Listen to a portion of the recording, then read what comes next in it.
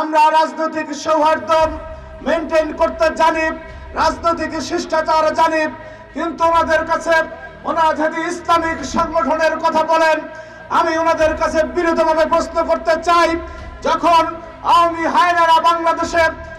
মহান রব্বুল আলামিনের প্রতি আস্থা বিশ্বাস সংবিধান থেকে উঠিয়ে নিয়েছিল,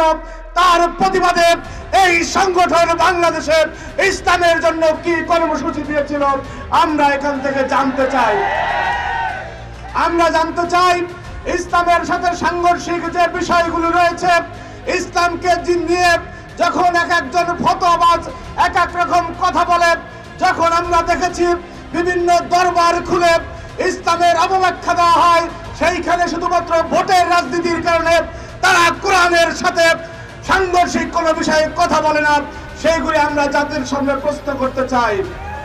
শুধুমাত্র এই রাজশাহী বিশ্ববিদ্যালয় সহ বিভিন্ন জায়গায়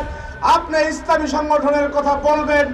ইসলাম তো সেই পূর্ণাঙ্গ জীবন ব্যবস্থা ৬৬৬৬ খানা আয়াতের একটি আয়াতের সাথে যদি আপনি আপোষ করেন, তাহলে আপনি পূর্ণাঙ্গ কোরআনের সাথে বিরোধিতা করছেন বলে ইসলাম বলে। আমরা সেই শীতের দিনে শীতের ওয়াজ আর গরমের দিনে গরম ওয়াজ হবে, আর আমরা বলবো যে আপনারা ইসলামের ঝান্ডাবাহী, সেটা তো হতে পারে না ভাই।